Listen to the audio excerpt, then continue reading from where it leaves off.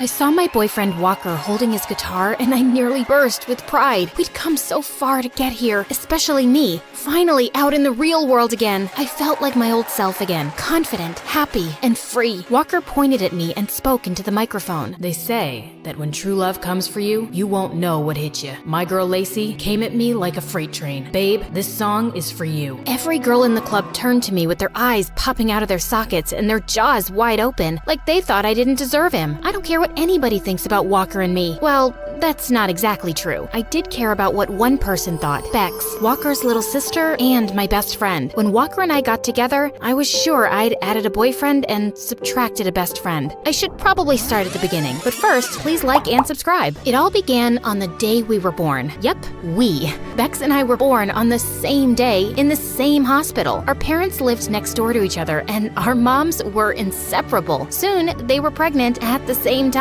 I can't believe we're so close to meeting these little ones. I know, they're gonna be the best of friends. It's as if Bex's mom had a crystal ball because she was spot on. Bex arrived 17 minutes before me, and we've been BFFs since. She's always been kind of motherly to me, and she took her job as the oldest seriously. We should clean up these toys and get a snack. But I was still playing with that. Did you pack your raincoat? It looks like it's gonna rain. When I say we did everything together, I do mean everything. We went to dance class together. Lacey, how are you so flexible? I feel like a statue next to you. Double jointed, I guess. We were each other's biggest cheerleaders, and we told each other everything, too. My parents were fighting again last night. I'm worried they won't make up. Don't worry, babe. Your dad'll get a new job, and that stress will just go away. But then, one day, when we were 13, life as I knew it changed forever. Bex and I were walking home from school. We were on the crosswalk when suddenly a car came screeching through the red light at high speed. All I remember was the sound of metal and glass and the smell of burnt tires before I was hit with a huge force, and then everything went black. When I woke up, I found myself in the hospital. Oh, honey, thank goodness you're okay. What if something had happened to you? I couldn't do life without you, bestie. Sweetheart, you just take everything easy now. You need to heal. And I did heal, kind of. My body was fine, but my brain was broken. For some reason, every time I left my house, I was terrified. When I stepped outside my door, I could hear that car and I could smell the burnt rubber. My world shrank in an instant. The only place I could make it without a panic attack was across the 5 cement pavers that separated Bex's front door from mine. Anything else brought me paralyzing fear, and I even stopped attending school. Bex, can we just stay at my house today? I don't think I can go out. Oh, sure. Yeah, that's fine. I'll just cancel with our friends. Bex, do you want to watch a movie at your house? I thought we might go to the mall. I really don't want to go anywhere. I think that's when Bex started to resent me, which made me feel guilty. I didn't mean to be this way. I didn't want to live the rest of my life inside a house, but everything just felt safer there, at least to me. To Bex, it must have felt like a prison. Ugh, we never do anything anymore. This is boring, Lacey. There's so much out there to see and do. I was ashamed. Why was it so hard for me to just go outside and act like a normal teenager? Bex, you can go to the party if you want. I'm gonna stay here. Are you sure? You could try coming, right? We can leave early. Couldn't you just try today for me? Who knows? It might not be as bad as you're imagining it. A party sounded about as much fun as scrubbing tiles with a toothbrush, but I decided to make an effort for Bex. I was sweating bullets, and my heart was pounding by the time we made it to the party. My friends from school seemed happy to see me though, and I started to relax just a bit. I sat down in a corner, not ready to join the dancing crowd yet. Maybe Bex was right. This wasn't so bad. But just then, a waiter carrying a tray of drinks suddenly tripped, and everything went crashing to the floor. The sound of the smashing glass sent me into a panic.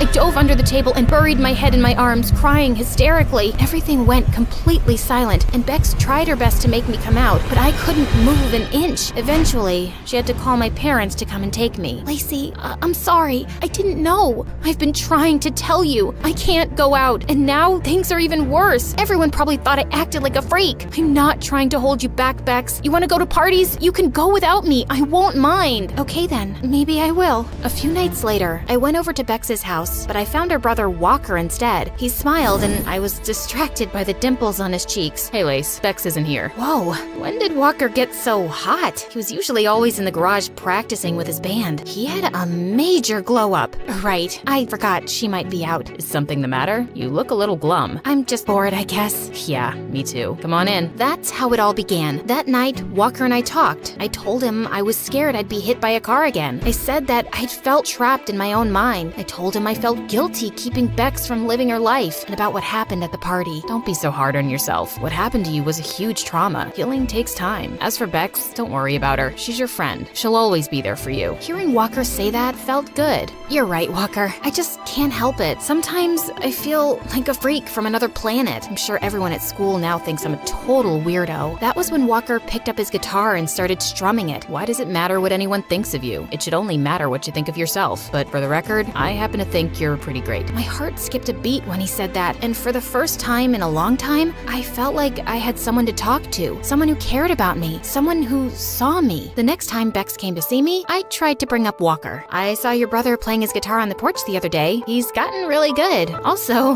really cute. Yeah, he's good, but my parents think it's a waste of time and he should focus more on his studies. Wait a minute, you think he's cute? Just an observation. He didn't look too bad from my window. You know he's off limits, right? Because the last time he dated a friend of mine and broke up with her, she shut me out completely. I never want him going near any of my friends again. I know all that, Bex. Don't worry. But soon, I was waiting for Bex to leave her house so I could go and spend time with Walker. Part of me felt like I was betraying her, but I was hooked on a feeling. The feeling I had every time I looked into Walker's eyes. It didn't take long for Walker to get hooked too. All these years, and I didn't realize what a cool person you were. Bex kept you all to herself. Walker and I started spending more and more time together. He told me he wanted to be a famous singer, but he didn't feel like anyone in his family supported his dreams. I did though. No one gets to tell you how big to dream, Walker. You can do anything you set your mind to. I know my sister might kill me for saying this, but I feel like you understand me. I feel connected to you somehow. He leaned in, and in one moment, his lips were on mine. All the tension I'd been feeling exploded, and I almost saw stars. My knees felt wobbly, and my head spun. Whoa, you're perfect. But I could only think about one thing. Bex was gonna kill us. Walker, we can't do this. Bex is my best friend. So what? Don't give up on something that could be really good between us. Don't you feel it? His hand brushed my cheek, and soon I was lost in his eyes again, leaning in for another kiss when, what's going on here? I pulled away from Walker like he was fire, and I'd just been burned. Bex, I can explain. Explain what? Your spit-swapping fest with my brother? I told you I would never be okay with this. Oh no? It looks like I was just betrayed by the two of you. I don't want to look at either of you again. Bex pushed her way past us, and I swear I felt my heart break. I stared at Walker, but with my chest so tight, I couldn't find any words, so I ran. I ran home to the safety of my bedroom, and that's where I stayed. For days, weeks, I missed Bex terribly, and even though I didn't want to admit it, I missed Walker too. Honey, this isn't healthy for you. You need to leave the house. I don't want to leave the house. I want to stay in bed and let my blankets swallow me whole. No, go outside in the yard and get some fresh air. That's not a request. It's an order. Her tone told me she wasn't messing around, so I headed to the yard with my phone, a blanket, and a grudge. That's when I spotted Bex dressed in workout gear and running shoes, her attention focused on her phone. She stepped out onto the crosswalk, and that's when I heard the car. Then I saw it. Bex, look out! Huh? The idea of me getting hit by a car paralyzed me with fear, but the idea of Bex getting hit by a car was unthinkable. I tackled Bex to the ground so fast that we both just stared at each other, shocked and breathless. Lacey, you saved me. Of course I did. I can't do life without you, bestie. You're my best friend too.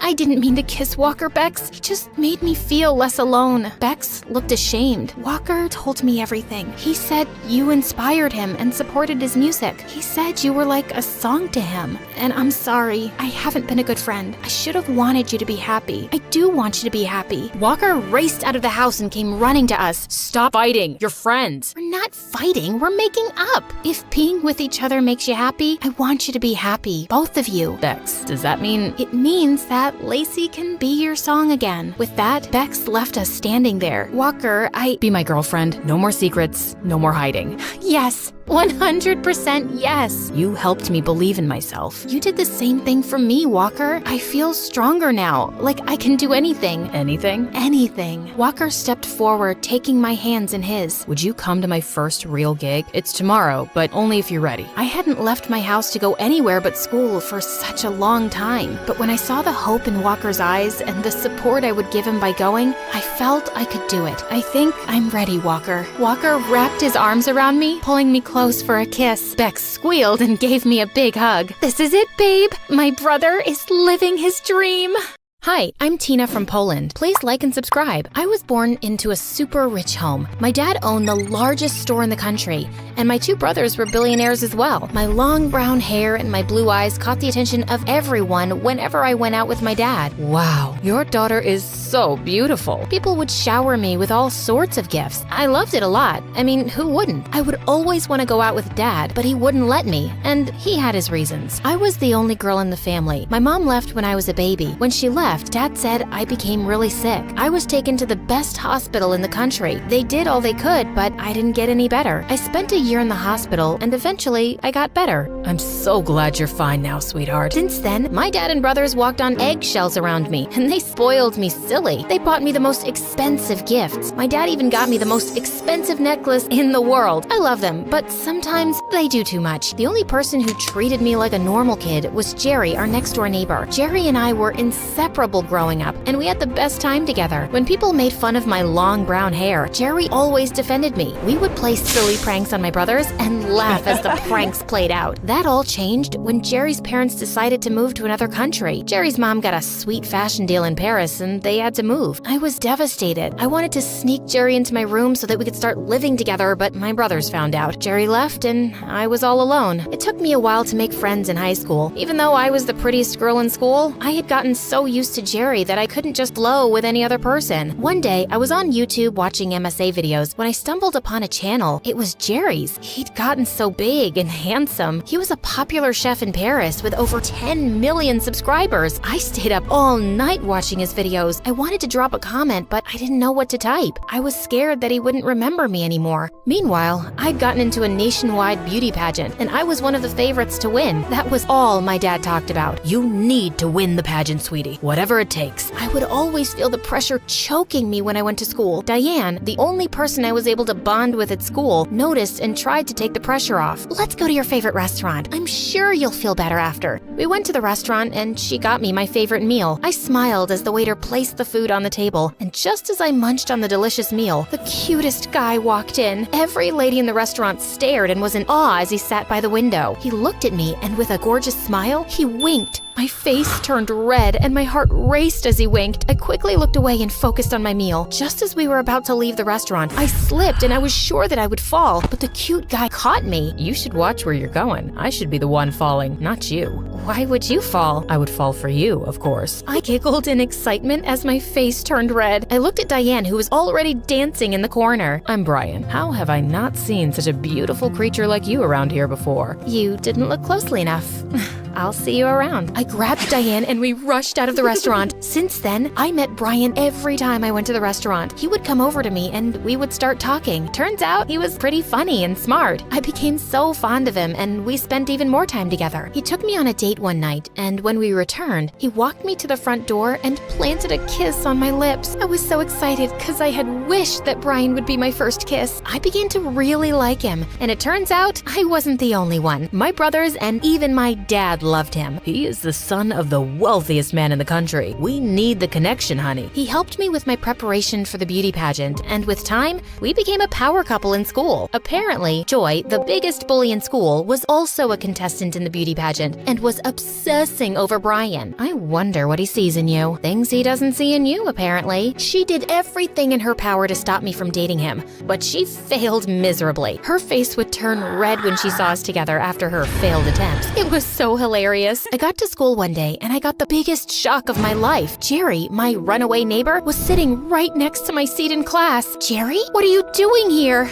I ran to meet him, and he met me halfway. He lifted me up and hugged me tight. Wow, he even looked way cuter than in the videos. Brian saw us, and he quickly moved to hold my hand. Who is he? Oh, this is Jerry. We were close friends when we were much younger, but he's a huge star now. Huge star? How come I've never heard of him? Don't mind Tina here. I'm just a chef. What are you doing here, though? Oh, I moved back here. My mom wants to spend more time here, and I miss this place as well. I was so excited that I hugged him again. Brian pulled me back back and placed his arm on my shoulder. It's good to see you, Jerry. I waved at Jerry as I walked out of the class with Brian. The wonderful memories I shared with him growing up rushed back to me as he smiled at me. He came to my place after school and we spoke for a long time. He told me all about Paris, how he learned to cook, and how he became a teenage sensation overnight. My mom helped me with everything, and that's why I love her so much. I'm really happy for you, Brian, and I'm glad you're back. Just as Jerry was about to leave, Brian walked in. Oh, Jerry's here. I was on my way already. Let me leave you two alone. Good night. Jerry sounded so cool and mature, and he was dressed well too. Brian and I spent time together, but all I could think about was Jerry. I started spending more and more time with Jerry, and I began to realize just how funny and smart he was. Whenever his brown eyes stared at me, my heart would melt, and I could feel the butterflies in my stomach dancing. I was falling for him, and honestly, I loved it. Brian, on the other hand, had been buying me nice gifts since Jerry came back. He even got me a very expensive car, which I really loved. One time, I was walking with Diane, and all of a sudden, I tripped, and as I was about to fall, Jerry, out of nowhere, caught me. He held me in his arms for a while, and I just stared into his gorgeous eyes. He reached out to kiss me, but Brian walked up to us that moment. What's going on here? I pushed Jerry aside and ran away.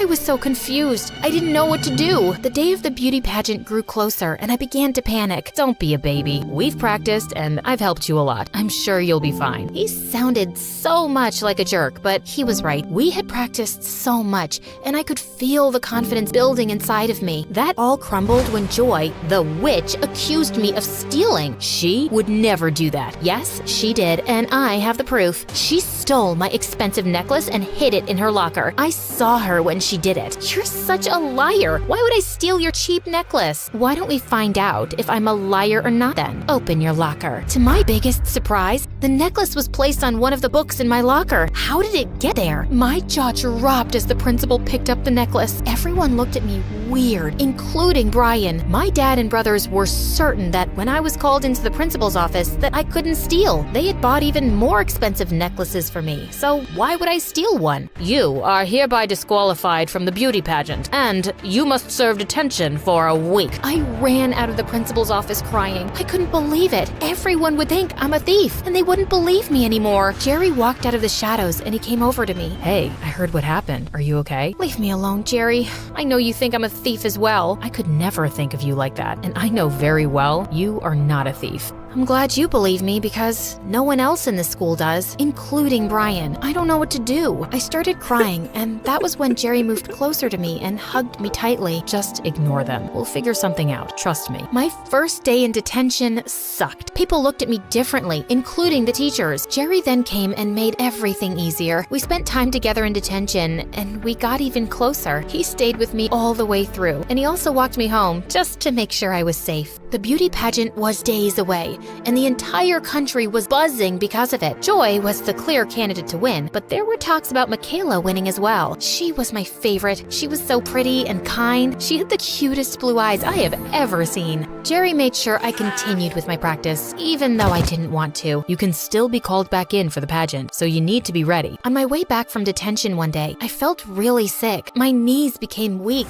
and I was dizzy. I fell to the ground and was rushed to the hospital. When my dad got to the hospital, he demanded that I be transferred to the same hospital I was admitted to when I was much younger. I was in a coma for 2 weeks. Everyone was worried sick. Brian, who had disappeared since Joy accused me of stealing, came back and stayed by my side. Jerry was there too, and they both argued from time to time about who deserved me more. How could you abandon her when she needed you the most? You don't deserve her. And who are you to decide that? She's my girlfriend, and there is nothing you can do about that. The doctors ran some tests, and they found out I had a rare kidney disease, and I needed a kidney transplant. My dad couldn't be the donor because he had the same disease. My brothers were on a very important business trip, and they weren't even told that I was in the hospital. Diane gave excuses, and Brian ran away again. Time was running out, and I needed a donor quickly. I'll be the donor. Jerry stepped up, and he donated one of his kidneys. The surgery was successful, and weeks later, I was discharged from the hospital. I got back home and continued the preparation for the beauty pageant with Jerry. Some days before the pageant, the school found out that Joy planted the necklace in my locker just to get me kicked out of the pageant. She confessed after she was caught trying to pull the same trick on Michaela. She was suspended, and I was called back in for the pageant, just like Jerry had predicted. I became so nervous when I got the news.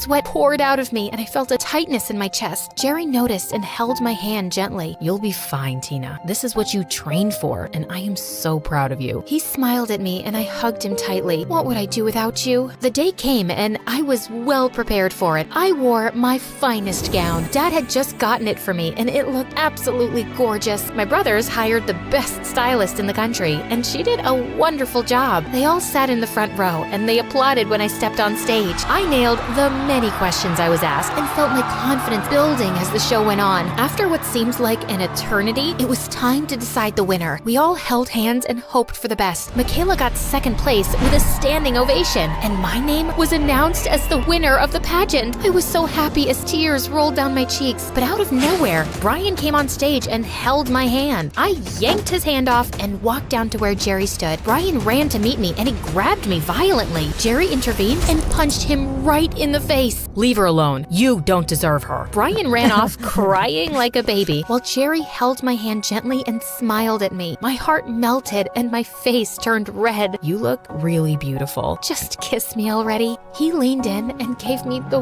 warmest kiss ever. I held on to him as everyone cheered us on. It was the best night ever.